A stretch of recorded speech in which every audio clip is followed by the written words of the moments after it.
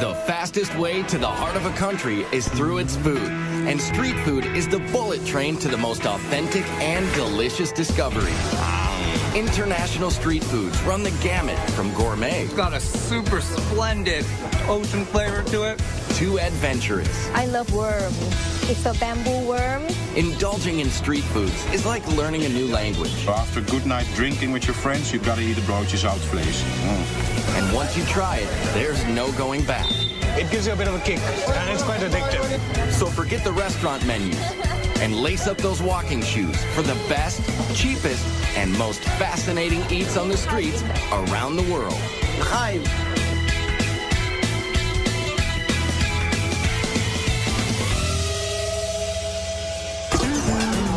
Food.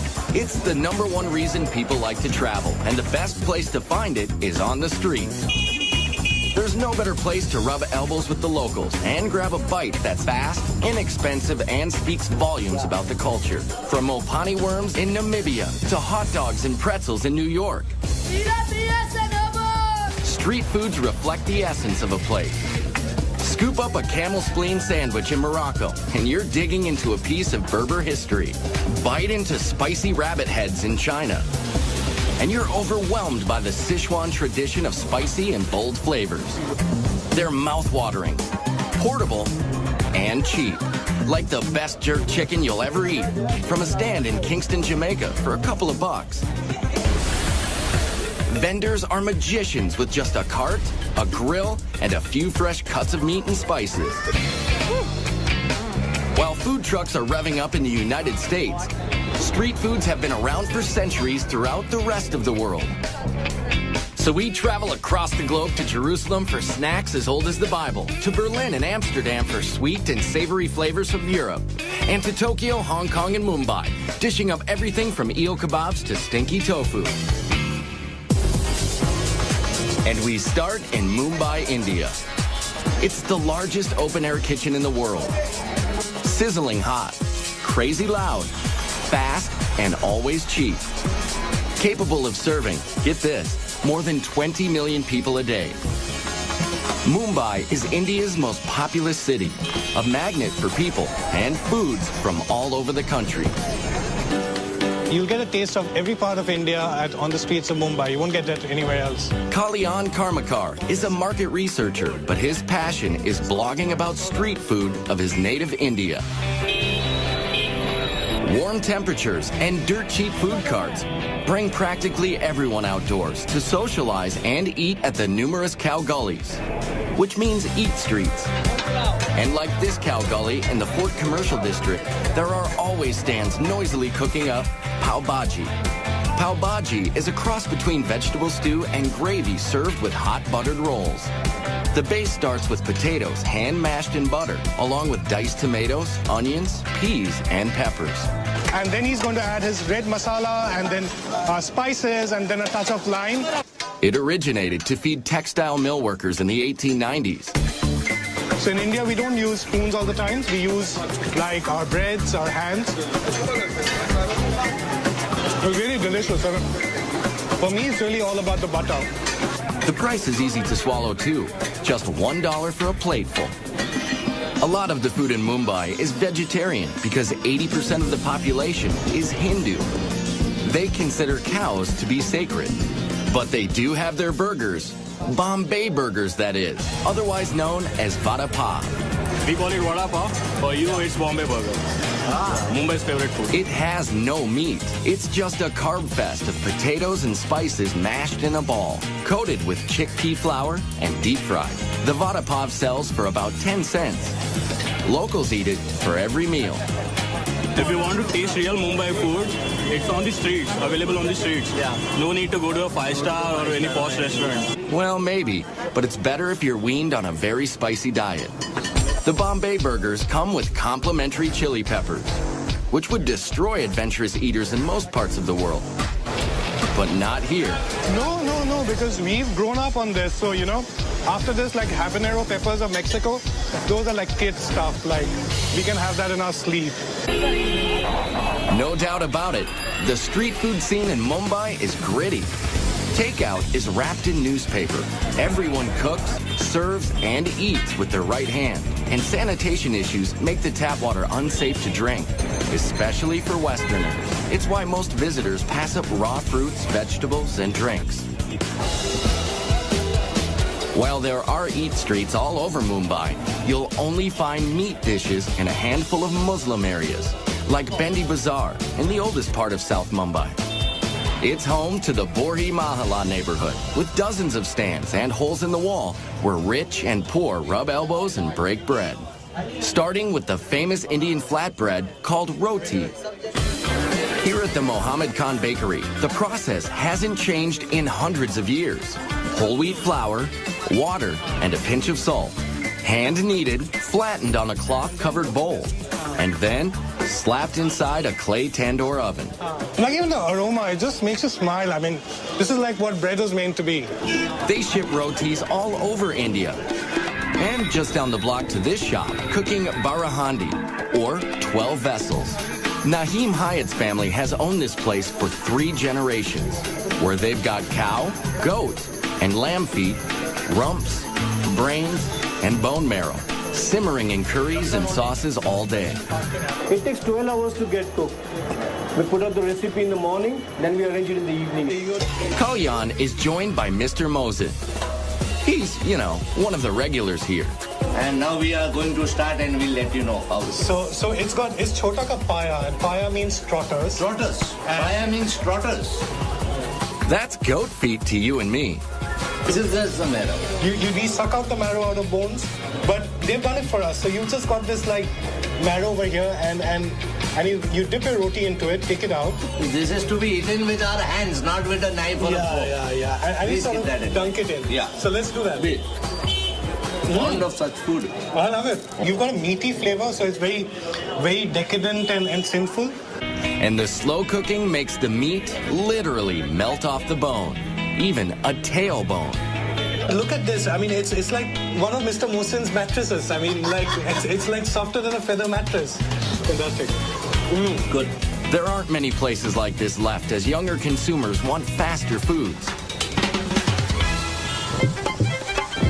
But for lots of Mumbaikers, the most popular spots for street foods and socializing are Mumbai's beaches. It's what life was before malls were developed. So it's really the malls for most of Mumbai. And here at Juhu Beach, people come for the cool breezes and the chops, or snacks. These are made of puri, fried flour dough, some flat, some formed into hollow balls, all topped with variations of potatoes, chutney relishes, and spices.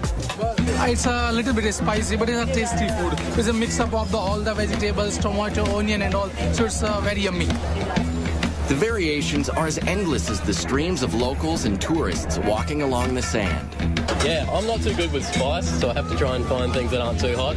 This isn't too hot, so it's good. I like skewers and stuff off the stick, they're beautiful. But yeah, a lot of veggies as well, it's good. And desserts as well, there's a lot of excellent desserts. Desserts, like the gola, crushed ice, doused with several different flavors of tart and sticky syrup. There's just no neat way to eat these things. Or a faluta. You can get them in different sweet flavors. This one is rose, mixed with noodles, seeds, milk, and ice cream. Hard to tell whether to use a straw or a fork.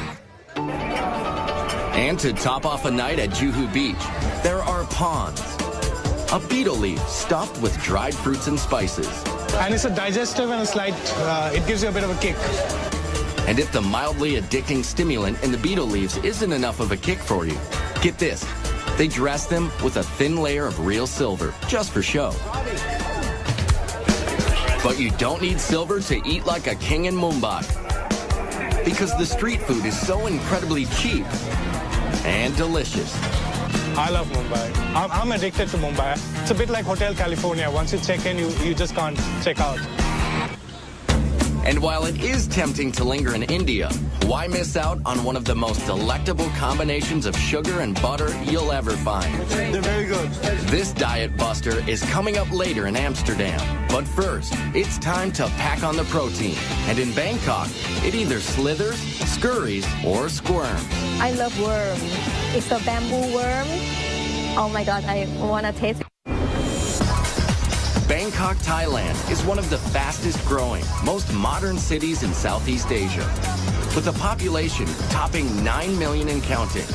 It's a city that never sleeps while it pulsates with culture, fashion, and cuisine, peddled by immigrants from around the region.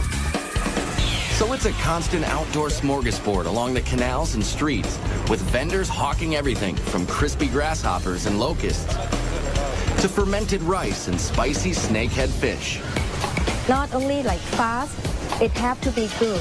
So all the street food squeeze itself into people's daily life. It's not only street food, it's a part of life. Nim Korokot is a travel and food writer who can't wait to get home to Bangkok after business trips. And I'm just fall in love with food because what Thai people love so much, I'm just ordinary Thai, we love food. They love food so much, locals eat multiple small meals all day and all night. It's always a party on the streets. Starting with seafood sold from boats along the canals that crisscross Bangkok.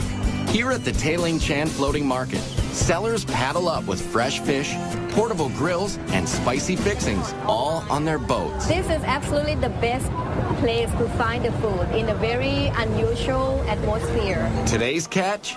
Prawns, mussels, and snakehead fish, with traditional Thai sauce that combines sour, sweet, salty, and spicy tastes.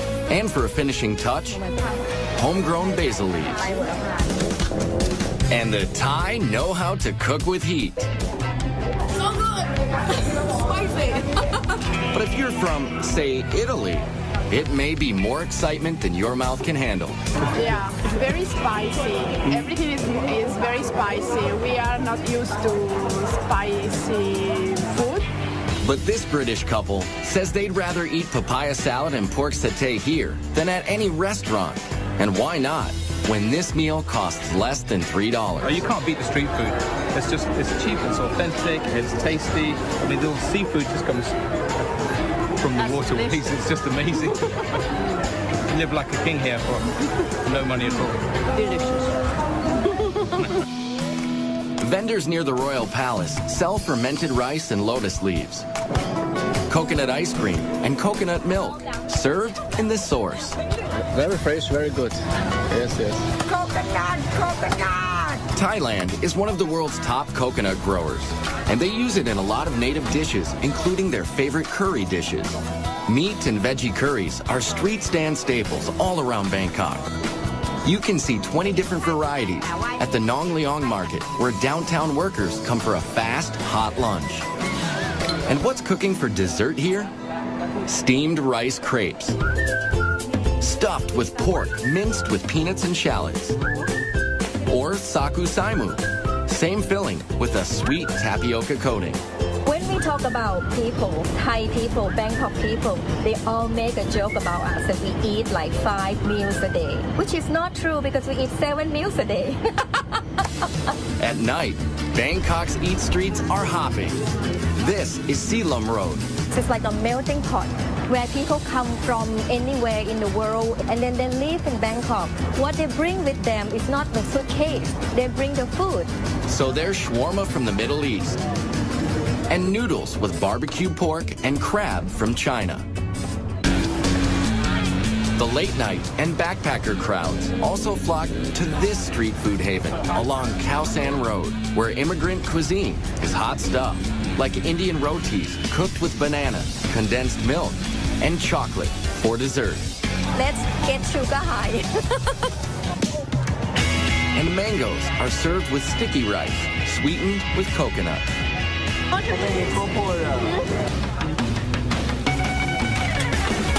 And it wouldn't be Thailand without pad thai. But this iconic dish is cooked in several different ways, down to the choice of 4 kinds of noodles. This close to the sea, shrimp is a popular version. It's cheap and it's safe and it's really nice. But here's where it gets interesting. Yes, we've saved the best for last. Crunchy, spicy, crispy bugs. I love worm. It's a bamboo worm. frying bugs and selling them has been a calling for Mano Parnatharn for 20 years, bringing a taste of home from northeastern Thailand to the big city. Locusts, grasshoppers, bamboo worms, scorpions. For Thais, they are a major source of protein. But for tourists, the grasshoppers and other creepy crawlies are a test of bravery. It's like chicken. Especially this giant water beetle. I'm scared. Oh, it made me proud. Yeah, it's kind of like a nice snack, I think. How is it? And how about a baby frog chaser with a spritz of soy sauce? You see, good.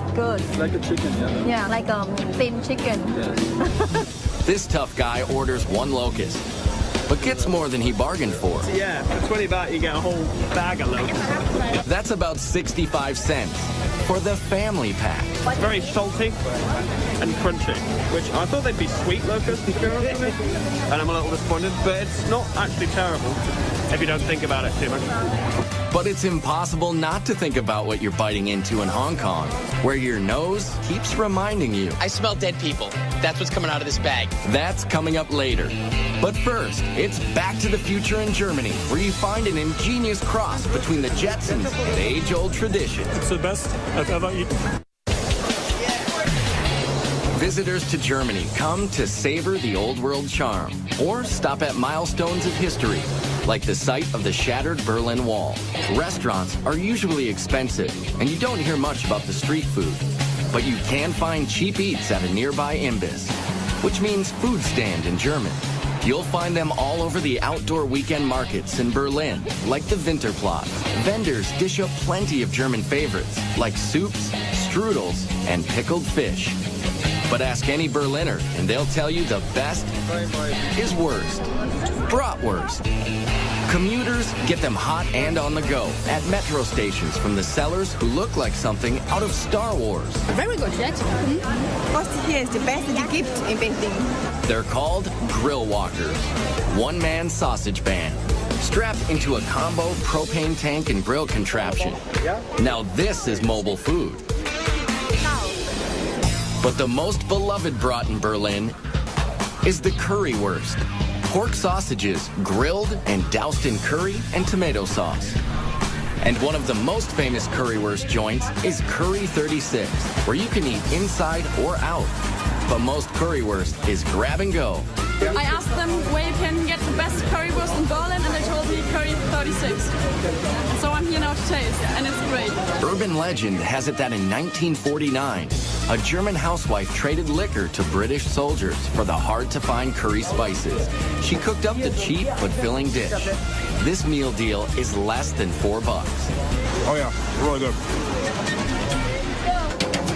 Over the years, Germans have acquired a taste for Mediterranean fare brought by Turkish immigrants like this modest guy. Come to Mustafa's Kreuzberg, Berlin City, richtig. Best kebab in town. Doner kebabs are like heroes, an oversized sandwich made of pressed spiced chicken, veal, or lamb, sliced paper thin and piled high with veggies in a pita, all for about $4. I love kebab, yeah? Before, I don't found a good kebab, and I think I must make the best. Food writer Steen Hansen agrees. Got lovely meat here. We've got some feta cheese, onions, salad, some pieces of potato. Just delicious. And if you're on the hunt for another European street food adventure, head west to the Netherlands.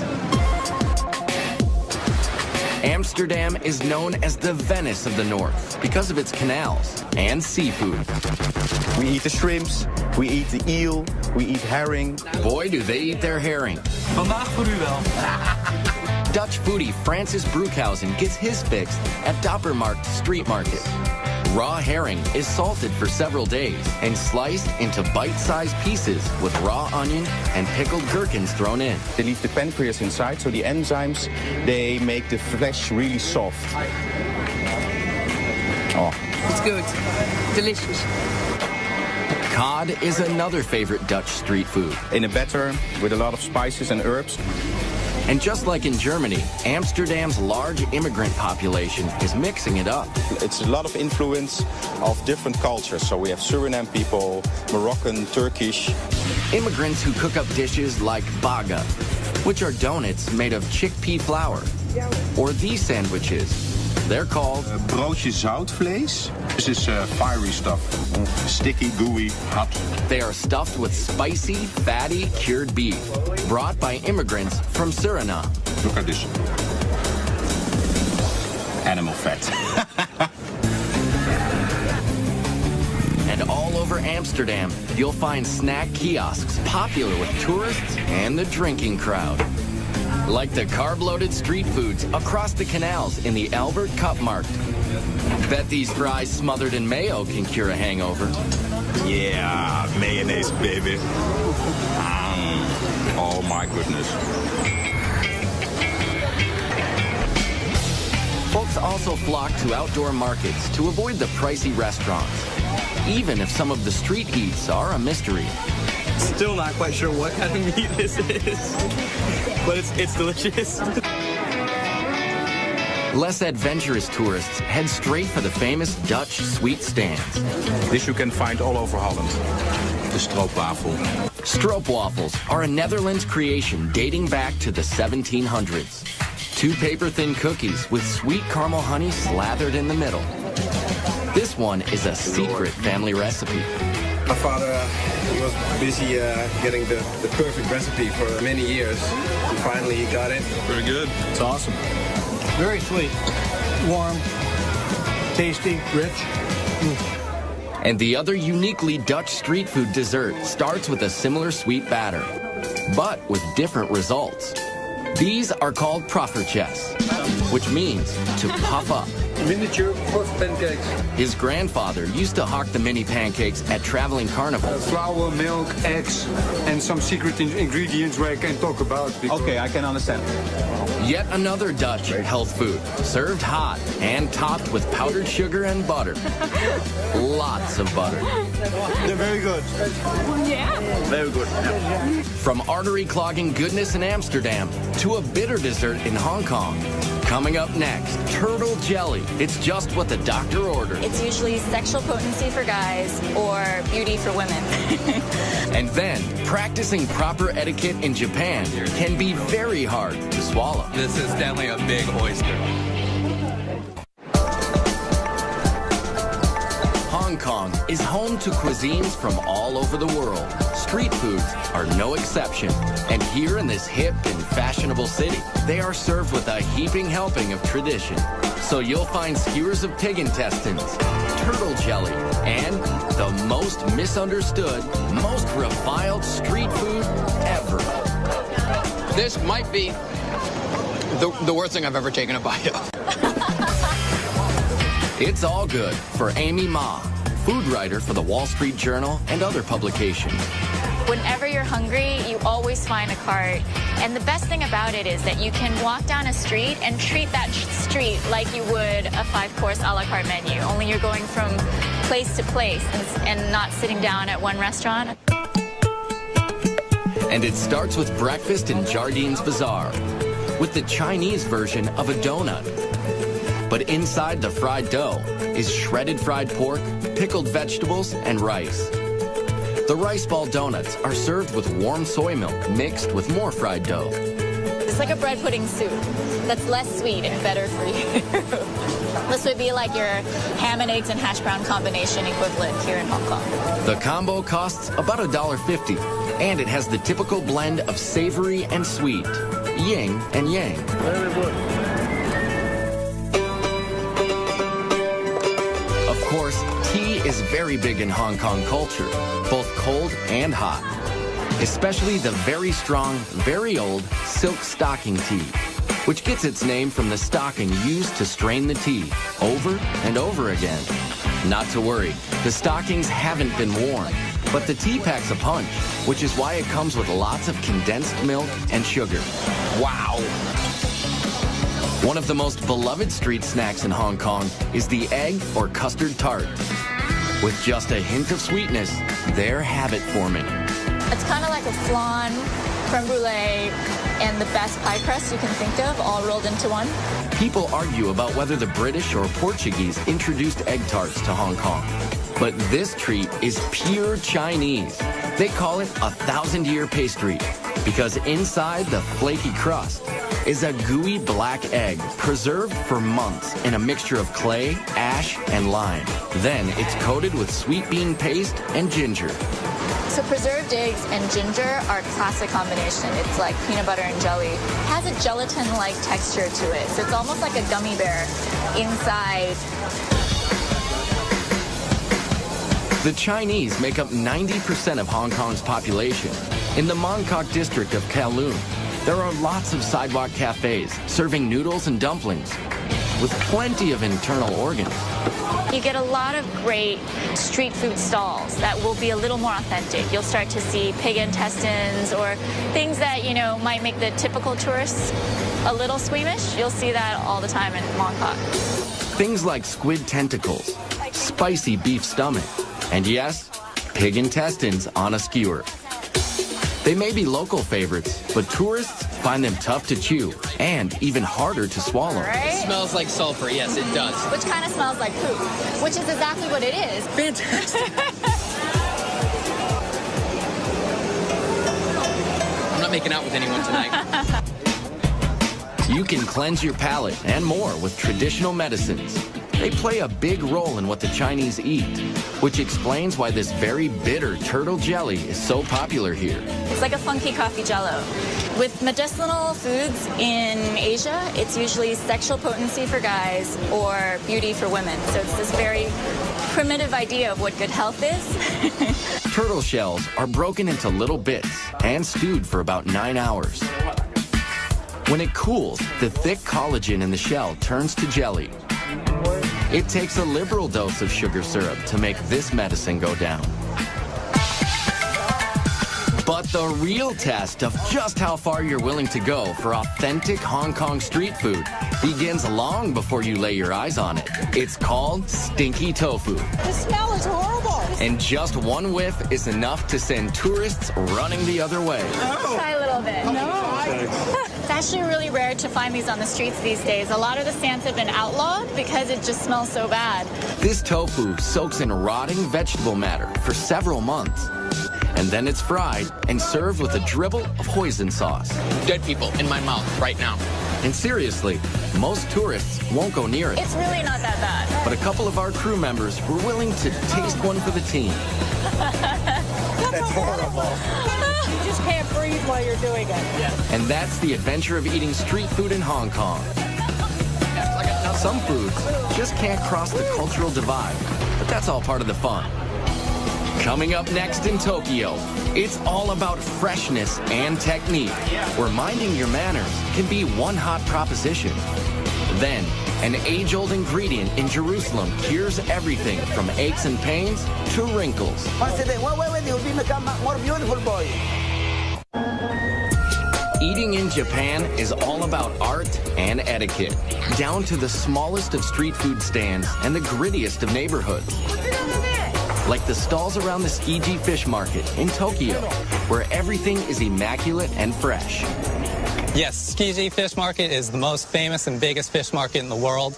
Here you'll find every kind of fish and seafood imaginable. Much of it served raw. The sushi is definitely the freshest in the world. Yasuhisa Chiba, a culinary student whose family is in the seafood business, says it's that obsession with freshness that sets Japanese street food apart. Like this rice bowl, loaded with raw fish for about $15, about a third of a restaurant price. This is a donburi, or a sashimi over rice. Very popular around here because everything is in one place. Very rustic, easy to eat, and inexpensive, but super good. This squid is looking absolutely delicious. So is the raw tuna and whole shrimp. The uninitiated only eat the tail. Those in the know also go for the head. Brains. It's what's for lunch. It's got a really hearty umami flavor, nice and rich, not too salty, not fishy at all. You hear the word umami a lot in Tokyo. It's used to describe a savory, earthy taste.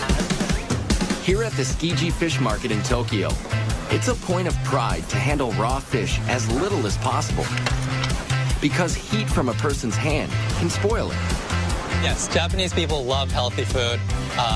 They like simple preparations that don't mess with the product at all. This is about as basic as it comes. Unagi, or freshwater eel, grilled to perfection.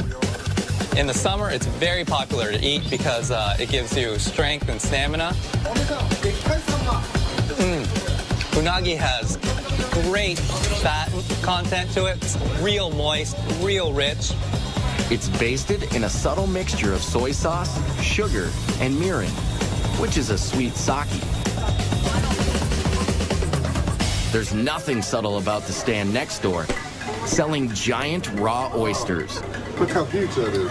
Protocol dictates you've got to swallow it whole, no matter how big it is. And this is definitely a big oyster. Quite literally, a mouthful of ocean flavor. First thing was salt. And the really meaty, super good. Another popular street food is much easier to swallow. It's ramen soup with lots of noodles and broth. You have to slurp. I know it's very rude in America to slurp your noodles or pasta, but in Japan you have to do it for it to be delicious. There are a lot of rules you need to know when eating in Japan, like how to bow to your server, how to add wasabi, when to pick up food with your fingers, and yes, the right way to slurp soup. Slurping helps you breathe in the aroma. The Japanese experience food with all of their senses, like the way they eat takoyaki or octopus balls. At this stand in the Amiyoko district, a no-frills outdoor market full of food stalls. To be clear, these are not octopus testicles, they are octopus tentacles, chunked into a pancake-type batter. They're topped with dried fish flakes, seaweed, and smothered in mayonnaise. The rule is to devour them straight from the fire. It's like eating hot lava. Not an overwhelming octopusy taste. It's a lot of hot batter and the nice sauce that's on there. Tokyo is not like Mumbai or Bangkok, which have food stands all over. Here, you have to know where to look, like the Asakusa district. The street leading up to the oldest Buddhist temple in the city is lined with old-time vendors, serving up traditional treats, like marinated seaweed. It's not overly salty, it's not overly powerful, it's just got that nice umami flavor, and it's very healthy, you can tell, but it's delicious. Now, this guy spends hours scraping the kelp and soaking it in vinegar. This just might be an acquired taste, according to these Australians. I think it'd be interesting in soup or in steaks rather than just by itself. Though they love their seaweeds and creatures, the Japanese could not survive without rice. We use rice for everything. It used to be used as currency, and not only do we eat it for every single meal, it's used to make sake, shochu, desserts. Desserts like these, kibi dango. They're balls of sticky rice pounded and coated with sweet bean powder. There's senbei, a dry, crunchy rice cracker. This one is a wasabi seaweed flavor. It's cool to watch how they grill them in the back. And this woman transforms rice crackers into something you'd swear was meat, just by soaking and spicing it. If you told me that it was a beef intestine or a tripe, I might believe it. Nope, it's really rice crackers. And after a long day of eating, it's sake time, which, by the way, is also made of rice. After dark, the working crowd heads here, Yakitori Alley, under the downtown train tracks. Yakitori are bite-sized pieces grilled on small skewers. 2 skewers cost less than $4. Right now I'm going to try some livers and the rear end of the chicken. There's been a head-to-tail trend in Japan for centuries, and they're always scrupulous about food safety and cleanliness. Just from hearing its tail, you might think it's disgusting, but this is really good. Or stick your skewers into these morsels: pig's head, chicken thigh, heart, or cartilage. It's fatty, a little bit fatty taste. It's not it's not unpleasant at all, actually. It seems to be quite crunchy and crispy. It's good, actually. Never thought I'd eat it, but I'm eating it. The heart is excellent as well. It really, really is good. Jolly nice and splendid. Minimal cooking, minimal interruption from the chef. So whether it's cooked simply or simply not cooked, Tokyo street food is calling you like a sidewalk samurai with your chopsticks and skewers. Pompeii! Coming up next, one of the oldest cities in the world dishes out street fare that just might hold the secret to world peace. My mouth thanks you. Thank you. Jerusalem is one of the oldest cities in the world. It's the crossroads of religious and cultural tradition from Africa, the Middle East, and Europe. Its tumultuous history can be felt in every narrow street and alley. Even its street foods take you back to another time, with origins from many other countries, especially those sold at the Mahane Yehuda market in the center of town. And in the middle of the market is Uzi Eli Hazy. He's known simply as the juice guy. Really, he's more like a medicine man. This one is ginger with apple, in case if you are diseased or upset stomach. Israel grows a lot of fruits, so juice stands are everywhere, but none quite like this. Uzi Eli brews a concoction to cure every ailment. Dates. It makes you wake up full of minerals and vitamins. Pomegranate, apple, and cayenne. Make the blood to run much better. We have the bitterness and the citrus of the pomegranate, and then the spiciness of the cayenne pepper. But his most prized potions are made from one of the world's oldest fruits. It's known as etrog in Hebrew, or citron in English. What you see here is especially unique in the world. 8 centuries ago, a famous Jewish philosopher proclaimed the etrog to have 70 healing properties. It's for pregnancy, for heart, for pressure, for wake up. So Uzi Eli puts it in almost everything from juice to anti-wrinkle cream to this, his own age-reversing spray. Close your eyes. Once a day. Wait, you'll become more beautiful, boy. Open your mouth, open. He invents some of the elixirs himself. Others are passed down from his Yemenite grandfather. They prepare and heal all the system in your body. Chaim. Just like the etrog, many of the foods sold in this open-air market are as old as the Bible. It's a large open-air market, and you have vendors with your classic spices, olives, and your fresh produce and fruits, as well as meat and fish. Ben Brewer is an amateur chef and runs Israel food tours in Jerusalem. Christians here and Muslims and Jews that have come from North Africa or Iraq or Eastern Europe or the United States, and they all bring their own culinary traditions. And all their traditions together have helped create the Israeli cuisine. And that cuisine all starts with the basics: seeds, nuts, dates, and olives. Olive trees can grow even in the poor soil of the Middle East, and they figured out how to preserve the olives thousands of years ago. We have olives that are pickled in lemon and different herbs. We have a Moroccan kind of olive, which is just cured in a lot of salt. Briny, salty. There's some garlic and lemon in there. You can tell that they marinated. And dates, which first grew near the Nile, are some of Israel's biggest fruit exports. The king of this market is out hawking a dessert called halava. Amazing. The best halva in Israel. Halava is the Israeli version of a common Mideast confection. Here, it's made from a dense base of sesame paste and sugar.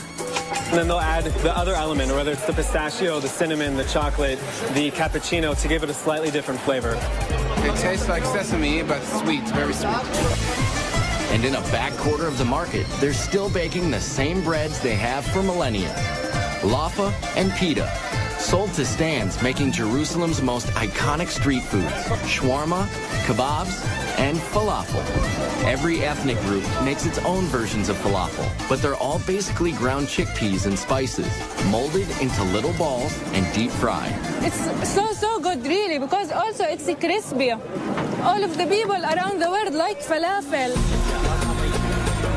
Kebabs also originated in the Middle East, and although many cultures have adopted them, you can't beat the real thing just outside the ancient walled city of Old Jerusalem. And at $5, the price is right. This is a part of their culture, and to experience some of the country, so I think it's a good idea. And it's also cheap. Yeah, exactly. Some of it you get at restaurants is the same, I think, but just overpriced. Jerusalem is the crossroads of many cultures and religions. The Arab Quarter is just inside the walls, through the nearly 500-year-old Damascus Gate. The Shoot, or Bazaar, is a maze of ancient alleyways, selling everything from clothing to all kinds of Middle Eastern foods, like pastries and shawarma. Shawarma is made by alternating layers of seasoned meat and fat onto a vertical skewer and slow roasting it so the fat makes it moist and tender. It's the perfect food for eating on the go, and it's habit-forming. Al Eilat has specialized in chicken shawarma for 72 years. That looks really good. I'd like to order one shawarma, please. Sure. Would like to have it in pita bread or in the laffa bread, the Arabic bread? Decisions. The choice of salad toppings is endless. And it's finished with a drizzle of tahina, a sesame sauce. Abed Hafiz has been cooking it all his life. It's my grandfather's restaurant. It's a burst of flavors. My mouth thanks you. This is the best fast food in the world. I love the food very much. And that's the delicious lesson found in the ancient traditions of street food in Jerusalem. No matter where you come from or what religion you practice, it's the one thing everyone can agree on. And all around the globe, street foods are bridging cultural divides. So Hindus and Muslims can break roti together in Mumbai. The Japanese can keep up their ancient food rituals even on the go. In Hong Kong, locals can still find old world foods and drink herbal remedies at stalls in the middle of a modern metropolis. And the Bangkok Eat Streets offer a melting pot of cuisines. While in Berlin and Amsterdam, you can find natives, immigrants, and tourists lining up to taste the best of all worlds at great prices, keeping alive the tradition of street foods around the globe.